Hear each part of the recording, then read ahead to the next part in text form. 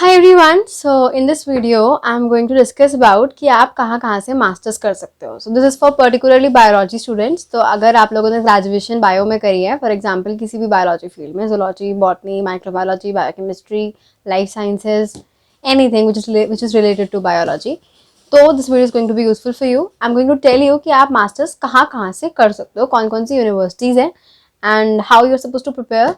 ठीक है, तो अगर आप लोगों ने आगे रिसर्च में जाना है, सबसे पहली बात, अगर आप लोगों ने रिसर्च में जाना है, आपने पीएचडी करनी है, आपने प्रोफेसर बनना है, या फिर आपने कोई साइंटिस्ट बनना है, या फिर आपने कुछ भी लैब का काम करना है, मतलब रिसर्च एसोसिएट बनना है, देन इट्स ऑब्वियसली आपको एमएससी करनी होगी. But if you are planning to go for government job, अगर आपको एसएससी की तैयारी करनी है फ्यूचर में, या आपको आईएएस का कुछ भी यूपीएससी करना है, then it's better to leave after graduation. मतलब कोई पॉइंट नहीं है फिर मास्टर्स करने का. तो इससे बेटर है कि आप डायरेक्ट अपनी प्रिपरेशन शुरू कर दो. इनफैक्ट ग्रेजुएशन में ही बहुत से लोग क्या करते हैं कि अपनी प्रिपरेशन शुरू कर देते हैं एसएससी की. So if you are doing for that, then there is no point in investing so much time for masters. Masters के लिए आपको काफ़ी मेहनत करनी पड़ेगी, मतलब एंट्रेंसेस में मेहनत करनी ही पड़ेगी. और इसके अलावा आगे फिर further it is going to be a very long, कि आपको पीएचडी जो है 5 सालों की करनी पड़ेगी अगर आप मास्टर्स के आगे कंटिन्यू करते हो, या फिर आप लोग पोस्ट ग्रेजुएट टीचर भी बन सकते हो. मतलब अगर आपको 12th या 11th को पढ़ाना है, 10th तक को नहीं पढ़ाना, देन इट्स बेटर कि आप मास्टर्स करो. नहीं तो अदरवाइज आप अगर आपको 10th तक पढ़ाना है तो आप बीएड करके यू कैन फिनिश इट.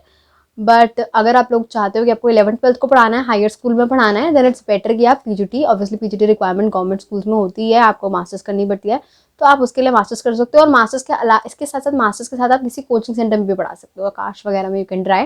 तो उसके लिए यूजुअली मास्टर्स रिक्वायर्ड होती है. तो without wasting any more time, अब हम ये देखते हैं कि हमें मास्टर्स के लिए क्या क्या कौन कौन से एग्जाम्स हम दे सकते हैं. और मैं आपको पहले बता दूं कि अगर आप मास्टर्स प्लान कर रहे हो तो it's better to start your preparation right from the very first year.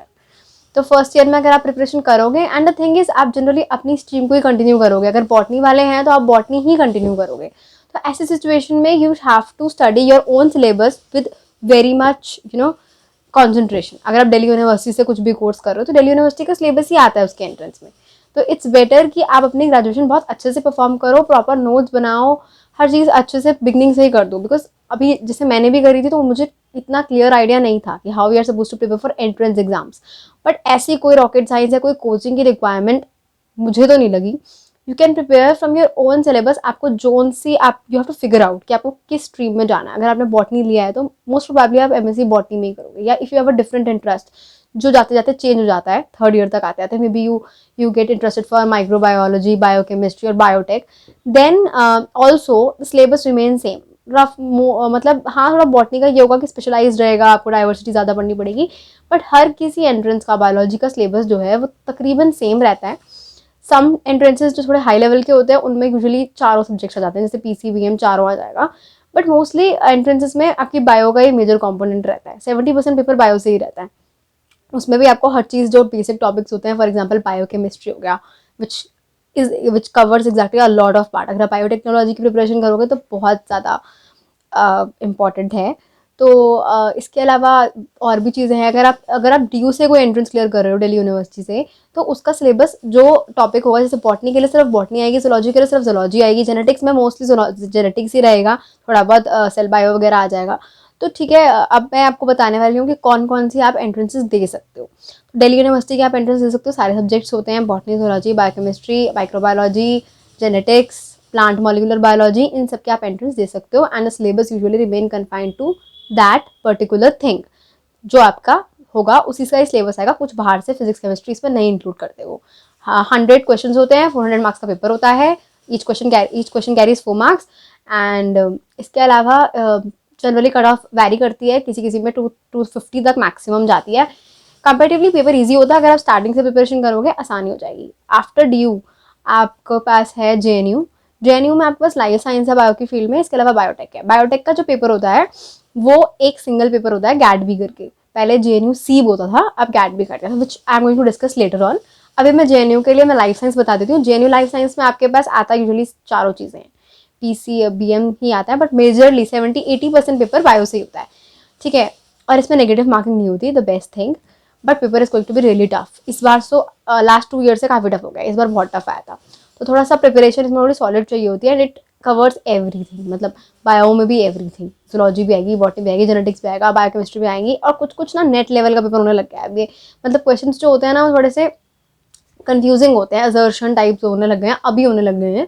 बाकी तो पहले तो यूजुअली थोड़ा इजी होता था कि आपका 80 तक कट ऑफ जाता था 100 में से, बट अब थोड़ा सा उम्मीद है कि कम जाएगा या थोड़ा मुश्किल आ रहा है पेपर।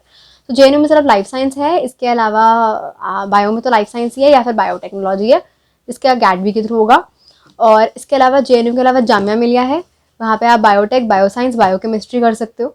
बायोटेक्नोलॉजी है, और इन सब का सिलेबस, इनका भी रफली सिलेबस, बायोटेक का सिलेबस रफली सब जगह सेम रहता है। It comprises of each 4 subjects, physics, chemistry, biology, mathematics, but ऐसा नहीं है कि आपको पूरा टाइम मैथ्स पढ़ना है या पूरा डिफरेंशिएशन इंटीग्रेशन लेके बैठ जाना है, it's not like that.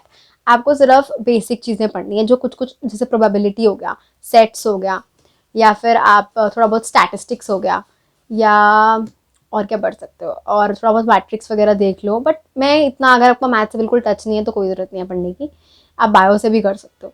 Biology में आपको अच्छे से कमांड रखनी पड़ेगी, बायोकेमिस्ट्री पे, माइक्रोबायो पे। बायोकेमिस्ट्री और microbio are one of the two very important topics. इसके अलावा और भी टॉपिक्स हो जाते हैं, चलो मैं इसकी नेक्स्ट वीडियो बनाऊंगी विच टेल्स यू कि आपको कैसे कैसे प्रिपेयर करना है, कौन कौन से टॉपिक्स इंपॉर्टेंट है। अभी हम लोग डिस्कस करते हैं कहाँ के एंट्रेंसेस हो रहे हैं। जेएनयू हो गया, जामिया हो गया, डी हो गया, ये 3 यूनिवर्सिटीज़ हैं और दिल्ली की फेमस हैं, ठीक है। इसके अलावा आपको दिल्ली में प्राइवेट मिलेगा सब, गौतम बुद्ध यूनिवर्सिटी हो गई, साउथ एशियन यूनिवर्सिटी भी है, अच्छी है, महंगी है थोड़ी बट।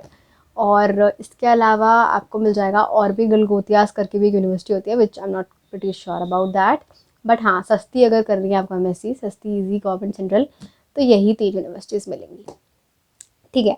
तो इसके अलावा what you can do is BHU, PHU का बीएचयू पीईटी करके एंट्रेंस होता है, इसमें भी बॉटनी, जूलॉजी, बायोकेम सब आता है, मतलब सब टॉपिक्स के लिए होता है।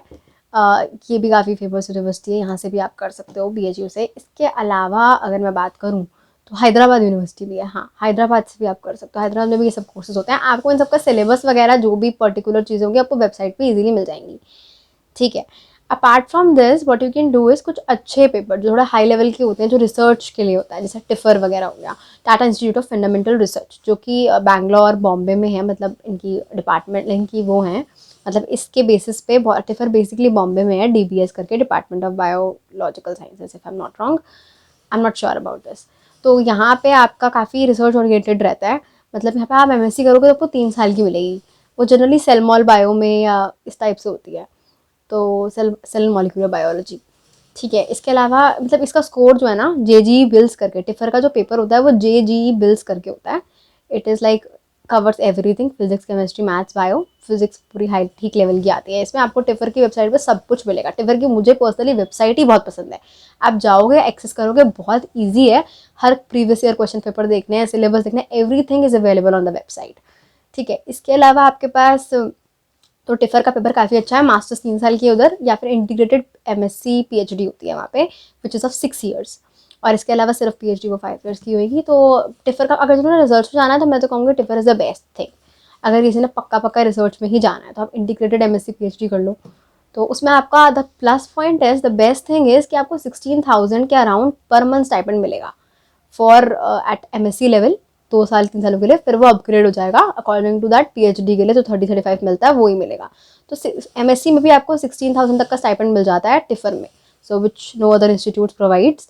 तो it is a very good exam, but bio के लिए थोड़ा बुरा है, वो इसीलिए बुरा है क्योंकि टिफर से आप कोई भी पेपर दे सकते हो, केमिकल साइंसेस, फिजिकल साइंसेस, कुछ भी। लेकिन बायोलॉजी में प्रॉब्लम ये आती है कि आपको खाली पेपर नहीं देना, आपको उसके बाद इंटरव्यू देना है और अपना एक प्रोजेक्ट वर्क भी सबमिट करना है।